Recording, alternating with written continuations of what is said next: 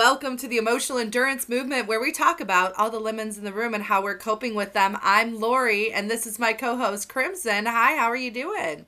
Ha- Howdy ho. I'm So, good. How are you? 'Cause I did something fun yesterday and I wanted to unpack it with you. yeah, I want to Is I want that to kind cool? of catch our viewers up and tell them like this week has been the first week that you and I have really been out on the town talking about Yeah, that's and true. sharing the good news of conscious coping and our new company, Sprouting Change. And it's brought up some stuff for me, mostly good.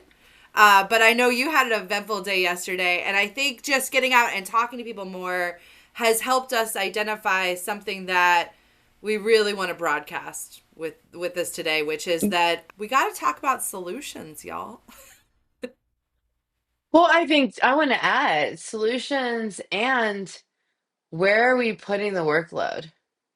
Yeah. And so those are the things that I came away with. So yesterday I went to the Gearing Center, which is part of the University of Cincinnati. Really awesome. It was a great luncheon, and it was specifically around family businesses, but really around building emotional resiliency in the workplace. And so there were a few speakers. They were all great. There was like a speaker and then a panel. And they did a great job identifying a lot of the things that brought to life sprouting change for you and I, right? The things that we've experienced personally in our careers and the challenges we've experienced, the things I've watched my husband go through running a business, and the things I've seen other businesses go through and I've consulted with businesses that have gone through. And so the pain points I think for us have been pretty clear. And I think for anyone in leadership, those pain points are becoming very obvious. And what I mean by pain points, the ones that were specifically discussed were the generational differences and expectations of those generations in the workplace, the remote hybrid, like return to work and the adjustment that people are going through in that regard. And then just overall, how to take care of ourselves to ensure we don't get burnout, just addressing kind of a little bit of the burnout. So, of course, I went to this because we're new to the space in Cincinnati. I'm trying to get out there, and I know that there's other great thought leaders in this space. I know this is a conversation people are having, especially people that have corporate experience. And here in Cincinnati, we have P&G, we have Macy's, we have all these huge corporations. So I was really excited here. But as much as I appreciated the amount of content and information and demographic data and whys, why the expectations are different, I found myself in a room full of people. I did not feel that they were energized. I felt like we were all kind of frustrated. And I don't mean at the speakers, but I feel like we just kind of spent an hour going through the problem. And when we got to the solution part, the solution came down to what leadership needed to do. Um, kind of almost a micromanaging aspect of cut meetings from 30 to 25 minutes or 50 to 60 minutes and ensure that in that 10 minutes they're not consuming content or doing anything and they're doing something physical and getting stretches. Or it was very micromanagement. That was one part that was kind of unfulfilling. But the other part was there was a lot of discussion around how to make the perfect workplace or to the right workplace. And so I think that I wanted to really highlight that what we both are aligned on and what we hope to bring to organizations through sprouting change is that there is no perfect workplace and you can't please everyone, right? I mean, Absolutely. you're out, so you're out in this space more, but I just was kind of left there feeling more weight on my shoulders than less. Yeah, no, I think when you talk about frustration, there is a visceral frustration in this space. I think people are kind of over having this conversation because we lead people into the fact that we're talking about, the discomfort that we all face in life and how we manage it. And then we lead them by telling them what we do to cope.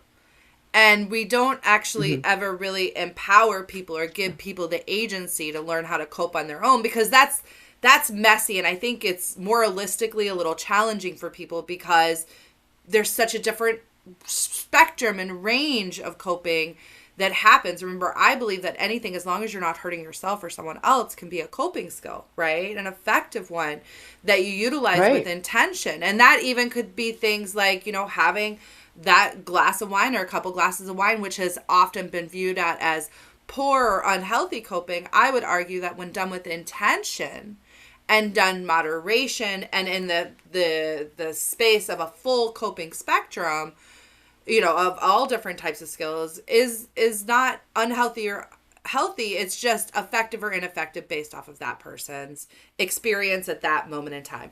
Well, that's a lot of gray area, and people don't like gray areas. And for a long time, we've been telling Yeah. people do XYZ to get XYZ outcome. And with mental health, it just can't be so prescriptive. One of the Mm-mm. big jobs as a therapist that I had was to treat each client differently, even though I know client A and client B were in similar situations. And this coping skill was working great for client A. If it doesn't work or doesn't vibe with client B, it's not my job to say, well, this must work for you. It's my job to say, okay, on to the next. Let's try something different and really allow people that full level of creativity. But that full level of creativity is, if we don't have a level of psychological safety heading into these conversations, that full level of creativity is just not one that we can really get to. So a lot of these conversations get people to the discomfort, but then leave them wanting and craving more, because Yeah. the prescriptive advice that they're given doesn't necessarily align with their lives. And what we're talking about is that the solution is if within you, y'all. I cannot tell You're you how right. to cope with life. I had to learn. I continue to learn in a scrappy, throwing things at the wall, having some fun with it, and talking about it sort of way. Like that's my brand, and each of us has to learn our own brand on this. And to make it more complicated, it shifts and changes through time based off of experience, trauma, environment, so many different factors. So it's like the ultimate murky place, which is why people don't want to go there. The solution is not within someone else. You can show someone what you do. I think it's really important, if you want to cut those meetings and model and tell your team, hey, during this time, this is what I go to Right. take care of myself. That's great. Then empower them to go do what that is, and don't judge them. If that's them looking at their phone for 5 minutes of quiet and that's their intentional choice, that's their choice. Let them be. Let them do what they need to recharge. And I think this is a big part of the frustration at this point, is that yes, we are talking about our health. There's real neuroscience happening when it comes down to emotional and nervous system regulation. We need to be aware of that. We need to be aware of how those things happen and how this is something that's playing out for everyone with a brain. And we need to be aware that everybody with a brain is going to choose their own adventure, you know? Right. And we need to Well, and let I think that's them. what, yeah, I think that's why I'm so thankful for your thought leadership because obviously I went there for different reasons. I went there to see what the discussion was, the narrative was, and I really appreciate because I think when you came to me, we've talked about this visual. Like when you came to me and told me your idea or your what you've been working on, really, I made a visual of like when you are in leadership, you feel like you're holding the whole company up and like you're trying to protect everyone and you're in many ways and emotionally too. And that by building an emotionally endurant staff, they can help you hold the weight. And I want to be careful here because if you're a business owner, you're signing up for You a are. lot more. We talk about this a lot. Like, and I'm not going to sit here and give like mad sympathy to the people that do it because like it's a active choice to be an entrepreneur, to be, It and you is. do have to carry more weight. Your team should not have to carry the weight that you're carrying. But my point in saying that though is they need to carry the weight of the work, the weight of the quality of the output, the weight of the environment and making sure everyone has a good day. Like That's what I mean by holding the company up. It's a It shared takes a village. responsibility. Yes, absolutely. It is a shared Yes. responsibility. And I'm going to take this a step further because you saw this play out in business stuff this week. I saw this play out in my personal life this week. So it's been my kids' birthdays. I've been out. I've been more social than usual, talking to people, telling people about what's going on and kind of coming out. I've been a little bit kind of held back in my office and I'm breaking through. I'm trying to have these conversations. And it's interesting what is coming up routinely for me is that I feel ashamed to have these conversations right now because I'm experiencing more dysregulation than usual in my life. And I had to have a real moment with myself earlier this week where I recognized that I am feeling that not because I am failing, but because I'm in a challenged environment. It's hard.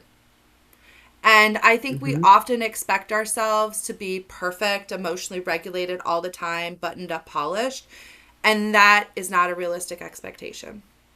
I am in a situation where I am finding myself almost daily dealing with someone who's dysregulated, whether it be for a toddler or someone much, much older.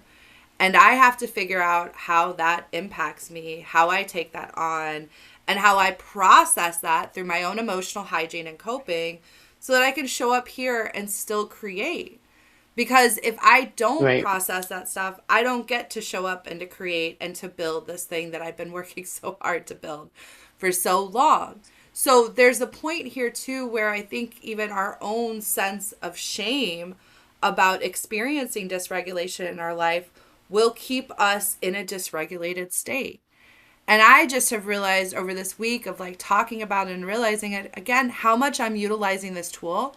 I've been utilizing it for so long now that I don't always recognize when I'm using it. Sometimes it's like a little bit after. But it's really hard when you're around dysregulated people. It takes you down with Mm. them. Like there's no way you get out of that without some level of emotional cost. And I'm in a family situation with young kids and caregiving that a lot of people are in my situation. This is not just unique to me, but we can take it from the systems of a family all the way up to a systems of a team. Not even like a Right. small business, a manager who is trying to get that project out the door, that thing finished, but has dysregulated people all around them and is spending their days trying to manage the dysregulation just so work can get done. And this is where I think the Right. key problem is that for a long time, and we can get into how this plays out, spoiler alert, gender issues and misogyny, but for a long time in our culture, we have expected that certain people be the supporters of the emotional labor. And that if you Hmm. are not one of those people, there's no expectation that you practice emotional hygiene or manage your emotional well being in such a way that's regulated because the people around you are doing that work. That is no longer acceptable. We do not live Yeah. in a space where that is sustainable. And I see that on the micro from a family all the way up to the biggest organizations in the world. These are toxic, systemic issues that can only be Yeah. addressed not by micromanaging people, but empowering people to use their own agency to solve what is their path to solve. I think you bring up several things, but the agency part, there was a lot of conversation about Gen Z and how they want to have purpose and a sense of agency. And so I think these prescriptive type interventions take away that agency. And I think it's counterintuitive in the sense that like, a lot of the times when I think about human behavior and maybe it's how it's trained, but I think of it just as how you run a family system, right? Like an organization's kind of no different. And so when I became a mom and then a mom of I just want to say here really what fast, you're onto something. Systems theory is the most well-known type of family therapy approach, and it is based off of interesting. engineering. The idea that when you have a system in engineering, if you change or adapt one part, the whole system changes. So systems theory is deep in the bones of modern family therapy. I just wanted to get that in because without even knowing it, you're speaking to something that is not only clinically true, it's also like the data there is very deep. We know that systems, whether it be Interesting. family or business, work in this manner. Well, I mean, and I think it totally makes sense. And I joke like, when you have a family of four, right? Some days everyone wakes up and you don't know who's gonna have a bad day. And it's like to get four people to have a good day is near impossible, right? And so, like, when you think about a team of people, so different than your family, they're human beings going through the day. And the likelihood of a whole team having a good day is so unlikely. Like, Yeah. each time you add a person to the system, it makes it It's more and more unlikely. more And chaos. yeah, and it validates the fact that you can't change life. Life Yeah. has challenges. The lemon in the room will always be there.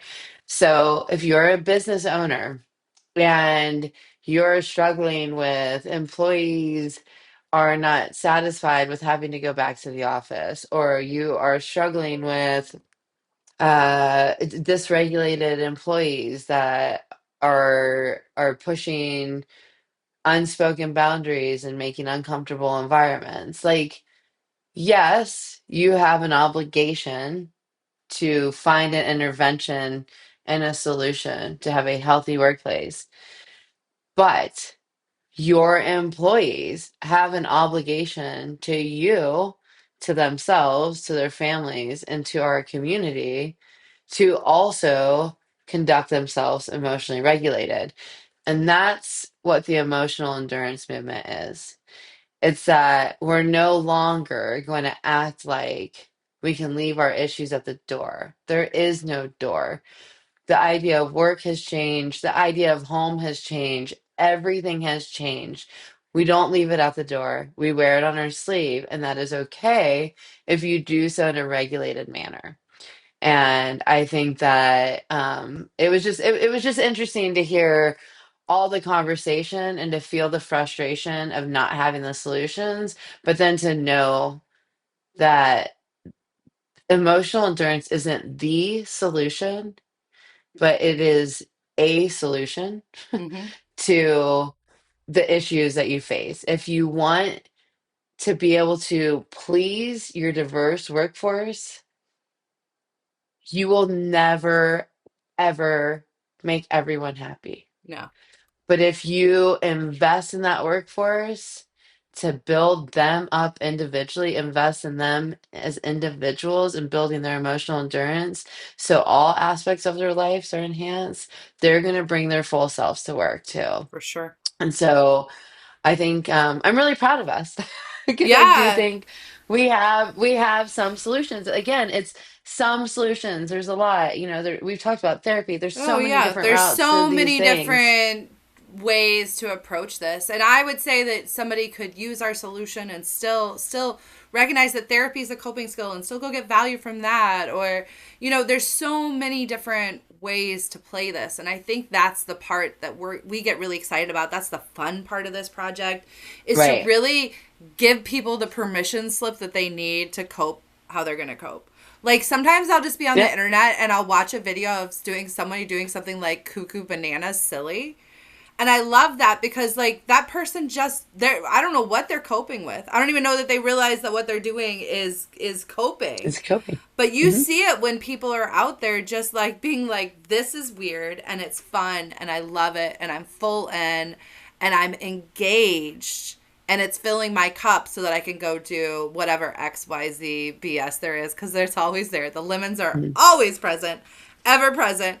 So Always. It sucks, I but they are. I'm really glad too, because I think this is a space where there has been a lot of tension. I think that we've done a lot of disservice to the idea of wellness because we have headed in with such a rigid view of what wellness is and not Yeah. necessarily checked a lot of the privilege that's gone along with that. And I think people are smart enough, wise enough to know that there's not a one size fits all solution. And if anybody, including me, is telling you you need to cope exactly this, then I've like jumped the shark, like it's like something's off, because the truth of the Yeah. matter is only you can choose your own adventure. You are the one who is empowered to do this. We want to help equip you. We want to give you some new tools in your tool belt. We want to talk about it. We want to be your support system. But at the end of the day, like, I can't do this for you. You can do it. Thank you so much for having this conversation with me. This was another juicy one for the books. Yeah, thank you for listening. And kudos to the University of Cincinnati's Gearing Center. It's a great institution. Recommend checking out their programming. Absolutely. We love that this conversation's being had and we love to be part of it. Thanks so much. Bye.